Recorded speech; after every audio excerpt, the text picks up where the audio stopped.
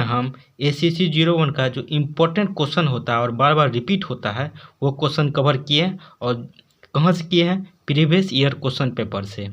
Previous year में जो बार बार repeat होता आ रहा है वही क्वेश्चन कवर किया, और आपके एग्ज़ाम में ये संभावना है कि ज़रूर आएगा। और इतना कवर यदि कर लेते हैं आप तो अच्छा नंबर ला सकते हैं ACC 01 में, आपके एग्ज़ाम में काफ़ी हेल्प मिलेगी।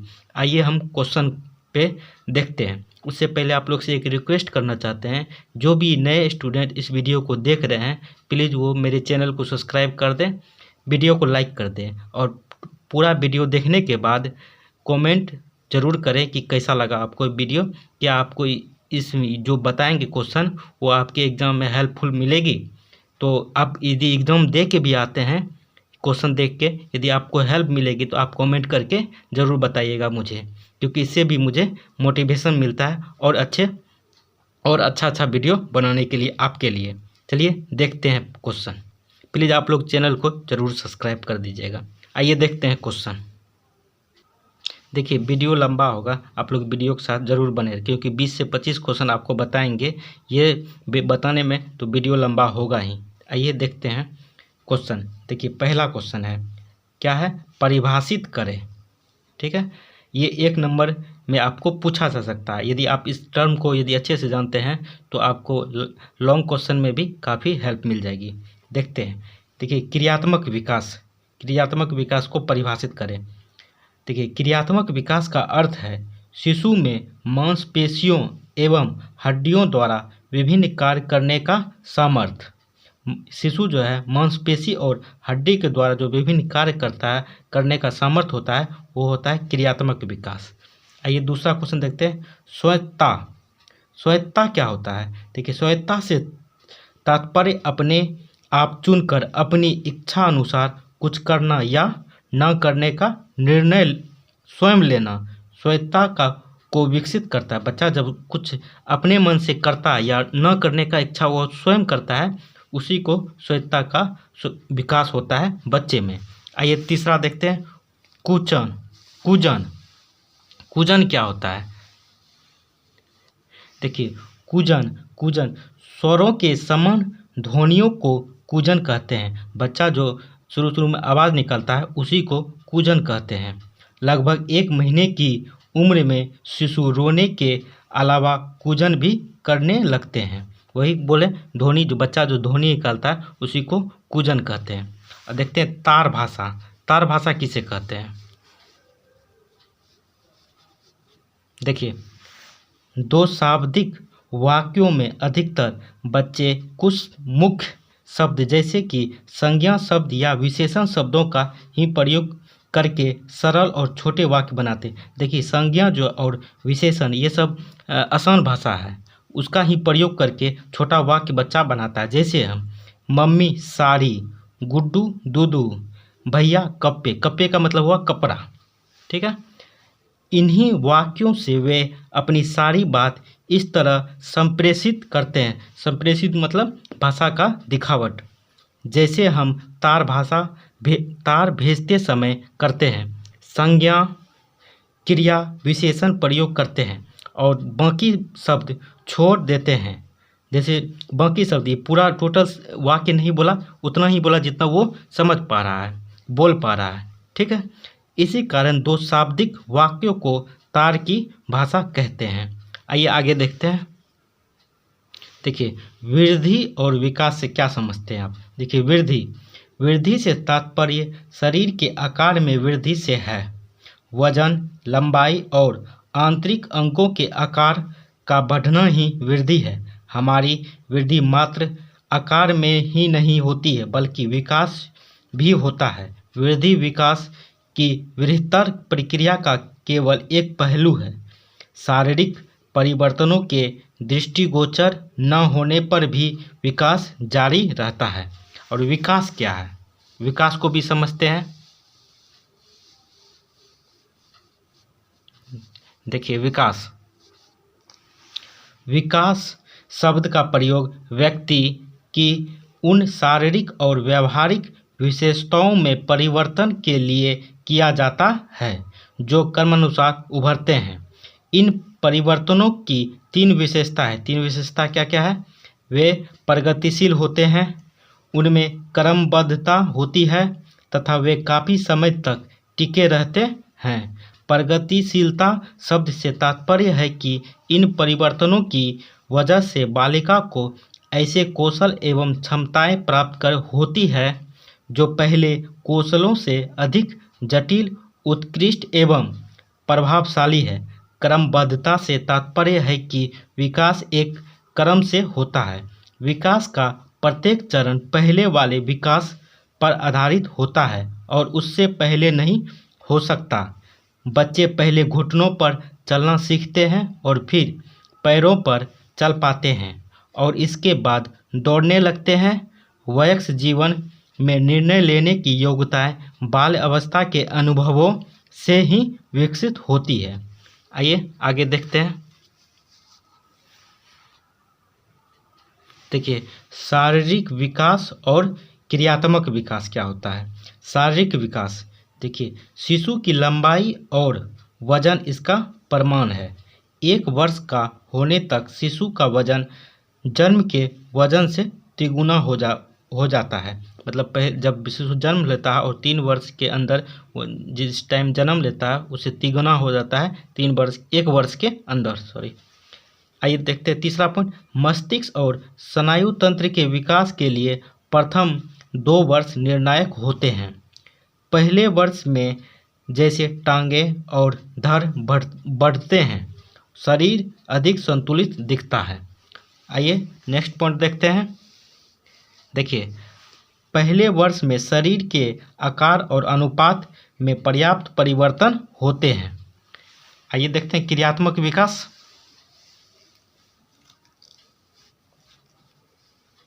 देखिए, क्रियात्मक, इन सभी शारीरिक परिवर्तनों लंबाई, वजन का बढ़ना, मस्तिष्क, स्नायुतंत्र और मांसपेशियों का विकास, हड्डियों का सख्त होना और शरीर के अनुपात में परिवर्तन के कारण ही क्रियात्मक योग्यताओं का विकास संभव है।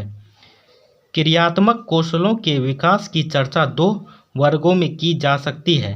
पहला है स्थूल क्रियात्मक विकास, दूसरा है सूक्ष्म क्रियात्मक विकास। आगे इसी वीडियो में आगे हम स्थूल और सूक्ष्म बताएंगे। देखिए, स्थूल क्रियात्मक कौशल वे हैं जिनकी शरीर की वृहत मांसपेशियों जैसे कंधे, कोहनी, कूल्हे और पीठ की मांसपेशियों में समन्वय की आवश्यकता होती है। चलने, भागने, ऊपर चढ़ने, फेंकने, पैर से धकेलने और पकड़ने की क्रियाओं में स्थूल मांसपेशियों का उपयोग होता है। आइए नेक्स्ट क्वेश्चन देखते हैं। देखिए, आनुवंशिकता और परिवेश से आप क्या समझते हैं। आनुवंशिकता क्रोध, भय, ईर्ष्या, घृणा, मित्रता या अमित्रता, अंतर्मुखी या बहिर्मुखी होने के लिए कोई विशेष जीन नहीं होते हैं। जीन सामाजिक विकास को अप्रत्यक्ष रूप से प्रभावित करते हैं। शिशुओं के स्वभाव में कुछ जन्मजात भिन्नताएं होती हैं। कुछ शिशु दूसरे की अपेक्षा अधिक चिड़चिड़े होते हैं, जल्दी उग्र हो जाते हैं और उन्हें शांत करना भी कठिन होता है। कुछ अपेक्षाकृत शारीरिक रूप से अधिक सक्रिय होते हैं और ऐसा प्रतीत होता है जैसे कि वे बेचैन हो। आइए आगे देखते हैं। देखिए, कुछ बच्चे दूसरे बच्चों की तुलना में अधिक सामाजिक होते हैं और लोगों के बीच रहना पसंद करते हैं। कुछ अधिक रोते हैं और अन्य शांत प्राकृतिक के होते हैं। स्वभाव के, प्राकृतिक मतलब स्वभाव के होते हैं। इन व्यक्तिगत भिन्नताओं का आधार आनुवंशिकता का ही प्रतीक होता है। आज देखते हैं परिवेश। परिवेश क्या है।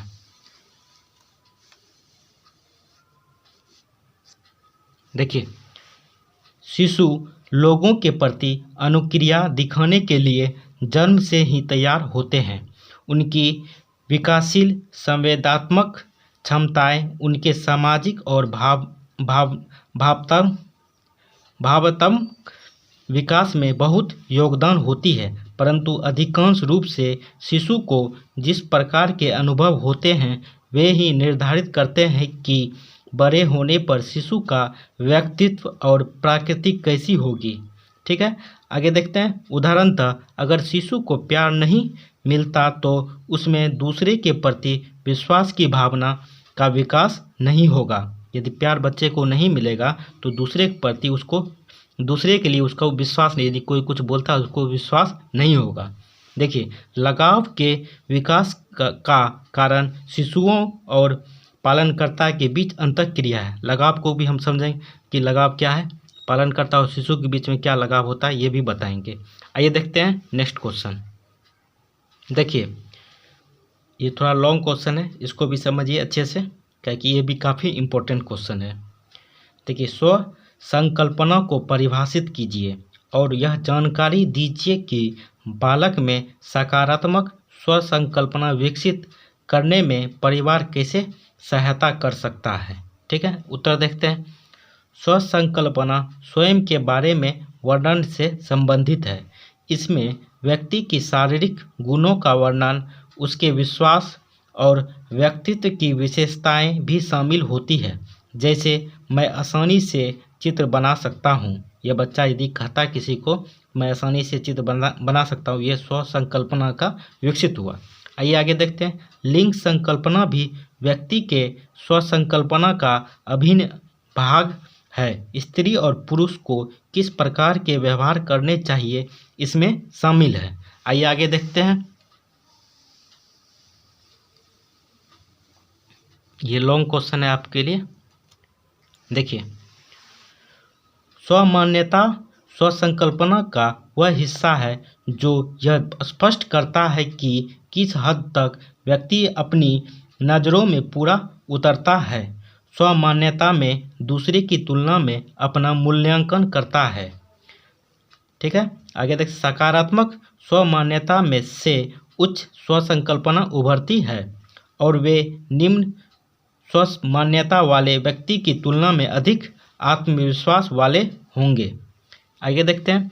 एक व्यक्ति अपनी स्वसंकल्पना के अनुरूप व्यवहार करता है। वह जिस प्रकार का व्यवहार करता है उसके प्रति अपने विश्वास को और दृढ़ बनाता है और दोबारा उसी प्रकार का व्यवहार करता है। आइए आगे देखते हैं। सकारात्मक, देखिए, सकारात्मक स्वसंकल्पना से लोग चुनौतीपूर्ण और अनपेक्षित स्थितियों का सामना करने से घबराते नहीं हैं। स्वसंकल्पना की नींव बचपन के प्रारंभिक वर्षों में ही पड़ जाती है। सकारात्मक स्वसंकल्पना वाले बच्चे के ज़्यादा मित्र होते हैं। जो खुद से कल्पना करते हैं बच्चा, उनके ज़्यादा मित्र होते हैं। स्कूल में उनका निष्पादन अच्छा होता है। वे अपने को योग्य मानते हैं और कम हतोत्साहित होते हैं, मतलब कम उदास होते हैं। ठीक है, आगे देखते हैं नेक्स्ट क्वेश्चन। देखिए, ये भी क्वेश्चन जो है काफ़ी इम्पोर्टेंट है। संज्ञान से क्या अभिप्राय है, डायरेक्ट आपसे पूछ लिया जाएगा इसी टाइप से, संज्ञान से क्या अभिप्राय है। आइए जानते हैं इसके बारे में। संज्ञान का संबंध अपने आसपास की चीज़ों, घटनाओं और परिवेश को जानने से है। संज्ञान का संबंध विचार शक्ति और ज्ञान के विकास से है। हम किस प्रकार की जानकारी प्राप्त करते हैं, उसका क्या अर्थ निकालते हैं और कैसे अपनी क्रियाओं के संचालन में उसका उपयोग करते हैं, यह सभी विचार शक्ति एवं संज्ञान से संबंधित है। ठीक है, आप समझ गए होंगे संज्ञान का अर्थ किससे है। आइए आगे देखते हैं। संज्ञानात्मक विकास व्यक्ति को परिवेश और परिस्थिति के अनुकूल ढालने में सक्षम बनाता है। एक संज्ञानात्मक प्रक्रिया तर्क शक्ति, समस्या का समाधान, विभेदीकरण, सामान्यीकरण या अनुकरण को दर्शाती है। देखिए, उदाहरण के लिए, उदाहरण से आप समझिए। 1 या 1.5 साल की उम्र में वह बच्चा अपने पापा को रोज़ ऑफिस जाते देखता है और शाम को जब वह वापस आते हैं तो वह भागकर उनकी तरफ खुशी से भागता है। कुछ दिन बाद वह डोरबेल बजते ही दरवाजे की तरफ भागते हुए कहता है, मेरे पापा उस बच्चे का यह व्यवहार उसकी स्मरण शक्ति को दर्शाता है। ठीक है, संज्ञान समझ लिए। आइए नेक्स्ट क्वेश्चन देखते हैं। देखिए ये भी क्वेश्चन काफ़ी इम्पोर्टेंट है। क्या है क्वेश्चन? दंड देना बच्चे को अनुशासित करने का सही तरीका है। दंड देना जो है बच्चे को अनुशासित करने का सही तरीका है। क्या आप इस कथन से सहमत है? मतलब ऊपर जो दिया हुआ है इस कथन से आप सहमत है? अपने उत्तर के पक्ष में कारण बताएं। यदि सहमत है तो कारण बताइए। ठीक है, आइए देखते हैं इसका उत्तर। बच्चों को अनुशासित करने के लिए दंड का प्रयोग करना प्रत्यक्ष रूप से सही नहीं है, लेकिन बच्चों को गलत राह पर जाने से रोकने के लिए तथा उनको उनकी गलती का एहसास दिलाने के लिए पालनकर्ता को दंड का प्रयोग करना पड़ता है, जो इस प्रकार है। देखिए जो हम लोग करते हैं पालनकर्ता, जो संभवतः जो चलता है वह आपको हम बताएंगे। ठीक है, और वो भी बताएंगे क्या सही तरीका क्या है दंड देने का। देखिए जो चलता है वही हम पहले बता देते हैं। शारीरिक दंड मतलब शारीरिक दंड जो बच्चे को दिया जाता है, जिसमें थप्पड़ मारना, ठीक है, पीटना, ठीक।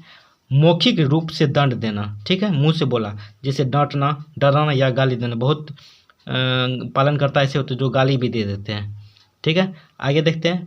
वस्तुओं को, कुछ पालनकर्ता जो है वस्तुओं को न देकर, उनकी पसंद की चीज़ें न देकर, जैसे टॉफ़ी, चॉकलेट या खिलौना देकर उसको दंडित किया जाता है। देखिए अपने स्नेहपूर्ण व्यवहार से बच्चों को वंचित रखकर, कुछ पालनकर्ता ऐसे भी होते हैं कि कोई यदि गलत काम किया बच्चा तो वह थोड़ा देर के लिए उसे स्नेहपूर्ण व्यवहार से अलग हो जाता है, जैसे अकेले छोड़ देना या कुछ समय तक उनसे बातचीत न करना। ये प्रायः चलता है, और ये सही तरीका दंड देने का क्या है वो भी बताते हैं हम आपको। देखिए अत्यधिक दंड बच्चों के मन में ऐसी व्यग्रता उत्पन्न कर सकता है कि दंड के डर से वे कभी भी सिखाई जा रही बात ठीक से नहीं सीख पाते हैं।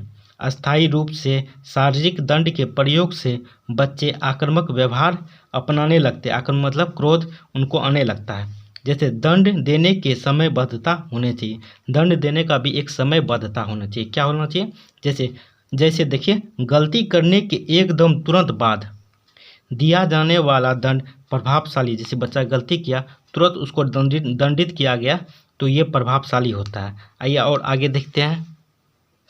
देखिए दंड देते समय स्पष्ट रूप से बताना चाहिए कि दंड देने का क्या कारण है। यदि बच्चे को दंड दिया जा रहा है तो उसको खुल के बताना चाहिए, बच्चा बाबू तुम ये कार्य नहीं करो, इससे गलत कुछ हो सकता है। जैसे बच्चा यदि कुर्सी के साथ खेल रहा है तो उनको बताना चाहिए बाबू तुम कुर्सी के साथ मत खेलो, कुर्सी से चोट लग जाएगी। ये होता है। ठीक है, आगे देखते हैं। अनुशासन की प्रक्रिया समरूप होनी चाहिए। ऐसा नहीं होना चाहिए कि हम एक दिन बच्चे को किसी अवांछनीय व्यवहार पर दंड दें, दूसरे दिन उसे अनदेखा कर दें, या फिर माता पिता में से कोई एक उस पर दंड दें और दूसरा उस व्यवहार को नज़रअंदाज कर दें। इस तरह के असमान रूप अनुक्रिया से बच्चा असमंजस में पड़ जाते हैं और परिणाम स्वरूप उनका अवांछनीय व्यवहार बना हुआ रहता है। जब भी देना चाहिए तो माँ पिताजी दोनों मिलके, और जो गलत काम है उनको हमेशा टोकते रहना चाहिए। ऐसा नहीं कि एक दिन कह दिए फिर दूसरा दिन नज़रअंदाज कर दिए। ऐसे में बच्चे भी वही कार्य करने लगता है, उसको असमंजस रहता है, नहीं ये लगता है ठीक ही है। ठीक है, आगे देखते हैं 5वां पॉइंट। देखिए जब एक स्नेही माता पिता बच्चे को दंड देते हैं तो बच्चा थोड़ा समय के लिए अनेक स्नेह से वंचित रहता है, जो कि उसे दुख पहुंचता है। अतः माता पिता को स्नेह पाने के लिए वह अवांछनीय व्यवहार नहीं करता है, जबकि जब माता पिता द्वेषपूर्ण और स्नेह रहित होते हैं तो उनके द्वारा दिया गया दंड उनके सामान्य व्यवहार से भिन्न नहीं होता है, तो बच्चे दंड मिलने पर भी सुधार लाने का अधिक प्रयत्न नहीं करते हैं। ठीक है, देख लिया। आइए नेक्स्ट क्वेश्चन देखते हैं। देखिए बच्चों के लिए कला का क्या अर्थ है, स्पष्ट करिए। बच्चे में कला का क्या अर्थ है उसको स्पष्ट करना है। आइए इसका उत्तर देखते हैं। पालनकर्ता कला के माध्यम से बच्चों को व्यस्त रखना चाहते हैं ताकि वह शैतानी करने में समय व्यर्थ न करें। बच्चों को चित्र बनाने, पेंटिंग करने और गीली मिट्टी के मॉडल बनाने में आनंद आता है क्योंकि इसके द्वारा वे स्वयं को अभिव्यक्त कर पाते हैं। कला क्रियाएं आयोजित करने का उद्देश्य बच्चों को व्यस्त रखने के बजाय बच्चों के विकास को बढ़ावा देना चाहिए। व्यस्त रखने से अच्छा है उन बच्चे में विकास किया जाए, और किन किन चीज़ों का विकास होता है वो भी हम आपको बताते हैं। देखिए, कलात्मक क्रियाओं से क्रियात्मक विकास को बढ़ावा मिलता है। बच्चे आपस में एक दूसरे से बातचीत करके और अपनी अपनी खोज भी एक दूसरे को बताते हैं। बच्चे एक दूसरे के साथ मिलजुल कर तथा बारी बारी से सामग्री का प्रयोग करना भी सीखते हैं। इस प्रकार की अंतःक्रिया से सामाजिक तथा भाषा संबंधी विकास में सहायता मिलता है। ठीक है, आइए आगे देखते हैं। कलात्मक क्रियाएं आयोजित करने से बच्चों के सर्वांगीण विकास के अवसर उत्पन्न होते हैं। विचार तथा भावनाएं जिन्हें बच्चे अपने सीमित शब्द ज्ञान अथवा अनुमोदन के डर से व्यक्त नहीं कर पाते हैं, वे चित्रकारी के रंगों, मिट्टी के ढली वस्तुओं, पैरों के थिरकने, ढोल बजाने जैसी क्रियाओं से व्यक्त होते हैं। आइए आगे देखते हैं उनका क्या विकास होता है। देखिए, कलात्मक क्रियाओं द्वारा संज्ञानात्मक संकल्पनाएं सीखी जा सकती है। पेंटिंग करते समय बच्चों को रंग का ज्ञान हो जाता है। ठीक है, पेंटिंग जब बच्चा करता है उनको रंग का ज्ञान हो जाता है। जब बच्चे ब्रश को पहले पीले रंग में और फिर नीले रंग में डुबाते हैं तो वे यह सीख लेते हैं कि नीला और पीला रंग मिलाने से हरा रंग बनता है। आइए आगे देखते हैं। देखिए नेक्स्ट क्वेश्चन। देखिए वीडियो लंबा होता जा रहा है, आप इसको पार्ट बाय पार्ट देखिएगा।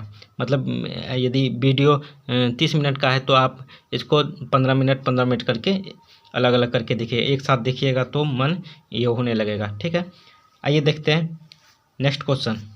ठीक है, अच्छे ECCE कार्यकर्ता के गुण क्या है। देखिए, ECCE का फुल फॉर्म होता है early childhood care and education, इसका फुल फॉर्म होगा।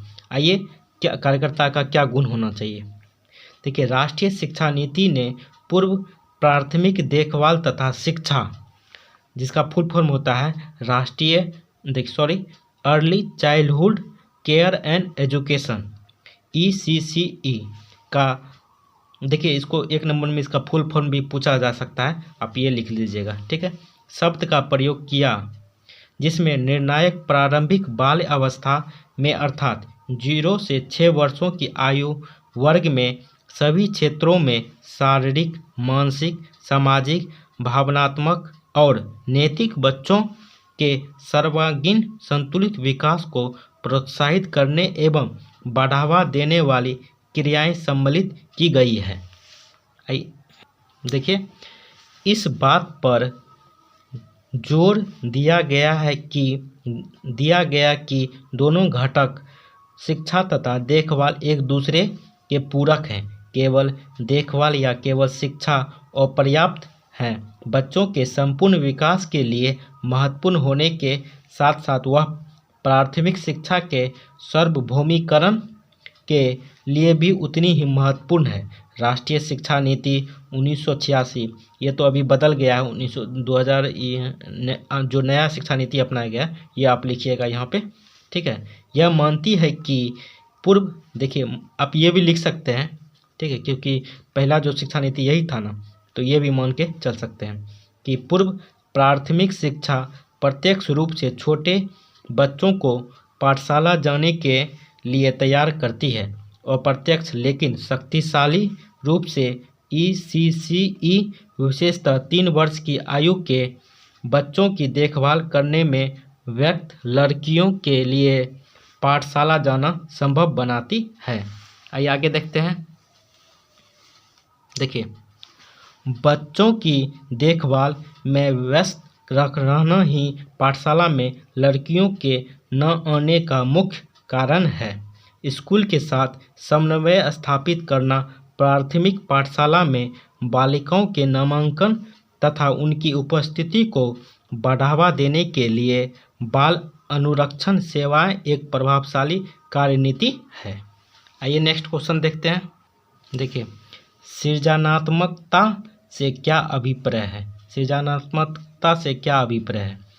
नए एवं मौलिक ढंग से सोचना, पारंपरिक एवं निर्धारित विचारधारा से हटकर सोचना सृजनात्मक में शामिल है। इसके अंतर्गत विचारों का पुनः संयोजन या पुनः संरचना आते हैं, जिसके कारण कोई नया विचार, नई वस्तु अथवा नया परिणाम सामने आता है। सृजनात्मक का संबंध समाधान करने से जोड़ा गया है। विभिन्न समाधानों के बारे में सोचने, समस्या सामना आने पर अनेक प्रकार से सोचने विचारने के ढंग, कई प्रक्रिया जिसके द्वारा नई चीज़, चाहे वह विचार हो या वस्तु उत्पन्न हो, सृजनात्मक कहलाती है। देखिए, निष्कर्ष यही निकलता है कि सृजनात्मक विचारों की प्रक्रिया पर बल देती है, नवीन तरीके से सोचने पर बल देती है। अगर विचार और सोचने का तरीका नवीन होगा तो परिणाम भी नवीन होगा, नया होगा। ठीक है, आइए नेक्स्ट क्वेश्चन देखते हैं। देखिए, इन टर्मों को जो है परिभाषित करना है। इसमें क्रियात्मक विकास, सूक्ष्म क्रियात्मक विकास, स्थूल क्रियात्मक विकास, संज्ञानात्मक विकास, सामाजिक विकास, भाषा संबंधी विकास, शारीरिक तथा क्रियात्मक विकास को, इन सब टर्म को, 7 टर्म को परिभाषित करना है। सबसे पहले हम क्रियात्मक विकास बताते हैं। देखिए, पहले भी बता चुके हैं क्रियात्मक विकास इसी वीडियो में, फिर एक बार और बताते हैं। क्रियात्मक विकास का अर्थ है शिशु में मांसपेशियों एवं हड्डियों द्वारा विभिन्न कार्य करने का सामर्थ्य। देखिए, सूक्ष्म क्रियात्मक विकास क्या होता है? जब बच्चे अपने हाथों से कोई कार्य अधिक कुशलता से करने लगे तो सूक्ष्म क्रियात्मक विकास कहते हैं। ठीक है, देखिए इसको एग्जाम्पल से आप समझिए। 15 महीने के बच्चे वयस्कों की भांति अंगूठे और कनिष्ठ उंगली का प्रयोग कर सकते हैं, जिससे वे कई कार्यों जैसे लिखने, बटन बंद करने, खाना खाने में इसका प्रयोग करते हैं। 18 महीने के बच्चे लकड़ी के गुटकों से खेलते हुए उन्हें एक के ऊपर एक रख कर मीनार बना सकते हैं। ऐसा करने में उन्हें आनंद मिलता है। बच्चे स्वयं अपने हाथों से खाना पसंद करते हैं। वे मजबूती से दोनों हाथों से गिलास को पकड़कर उसे टेढ़ा करके पानी पीते हैं। आइए देखते हैं नेक्स्ट। देखिए, स्थूल क्रियात्मक विकास किसे कहते हैं? स्थूल क्रियात्मक विकास के फलस्वरूप इस अवधि के बच्चे उन योग्यताओं का अर्जन करते हैं जिनमें अधिक क्रियात्मक समन्वय और गति की जरूरत होती है।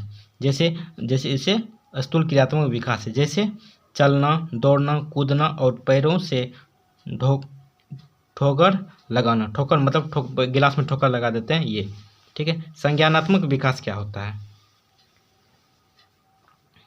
आइए देखते हैं संज्ञानात्मक विकास। देखिए, इसका संबंध विचार शक्ति के उभरने से है। उम्र के साथ साथ बालक के सोचने एवं समझने में जो विकास और परिवर्तन होते हैं वे उनकी क्रियाओं में देखे जा सकते हैं। शिशु में जन्म से वयस्क के समान चिंतन की योग्यताएं नहीं होती है। धीरे धीरे आसपास की वस्तुओं का अन्वेषण, वस्तुओं के संबंध में क्यों, क्या जैसे प्रश्नों के परिणाम स्वरूप उसके ज्ञान में वृद्धि होती है। अमूर्त विचार का पूर्ण विकास किशोरावस्था में ही होता है। जैसे किशोरावस्था का एज कितना हुआ? 12 से लेके 18 वर्ष के बीच का। वह अपनी जटिल समस्याओं की संभाल सकती है। अतः व्यक्ति के जीवन की प्रत्येक अवस्था में सोचने की क्षमता पिछली अवस्था की तुलना में गुणात्मक रूप से अधिक विकसित होती है। देखिए, अवस्था को भी 4 शब्दों में बांटा गया है। शिशु की अवस्था पहला है, इनका वीडियो हम बना चुके हैं, डिस्क्रिप्शन में हम इसका लिंक दे देंगे, आप देख लीजिएगा। ठीक है, आइए नेक्स्ट होते हैं सामाजिक विकास। सामाजिक विकास क्या है? देखिए, उन योग्यताओं के विकास से है जो व्यक्ति को समायोजित व्यवहार करने में समर्थ बनाती है। शेषावस्था में बालक, शेषावस्था का एज कितना हुआ? शेषावस्था का एज हो गया 3 वर्ष से 6 वर्ष के बीच में शेषावस्था का एज होता है। में बालक की क्रियाएं उसकी अपनी आवश्यकता तक ही केंद्रित होती रहती है। 7-8 साल की आयु के बाद वह आदान प्रदान पर आधारित अस्थायी संबंध बनाता है। किशोरावस्था और वयस्का अवस्था मतलब वयस्क जो 18 वर्ष से ऊपर का है में दूसरे के दृष्टिकोण को समझने की योग्यता से उसे लोगों के साथ संबंध बनाने में सहायता मिलती है। आइए नेक्स्ट देखते हैं। देखिए, भाषा संबंधी विकास। विकास से तात्पर्य है कि एक बच्चा जो रोकर माँ को अपनी बात समझाता था वह अब शब्दों का इस्तेमाल करना और फिर वाक्यों में बातचीत करना सीख जाता है। भूख लगने पर बच्चा रोता था, धीरे धीरे दूध बोलकर, फिर कुछ समय बाद माँ दूध और अंत में माँ मुझे दूध पीना है कहकर अपनी बात बताता है। आइए देखते हैं शारीरिक तथा क्रियात्मक विकास में क्या समान है। ठीक है, देखिए, शारीरिक विकास का संबंध उन शारीरिक परिवर्तनों से है जो शरीर के अंगों के आकार एवं बनावट में होते हैं। ये परिवर्तन गर्भावस्था से ही शुरू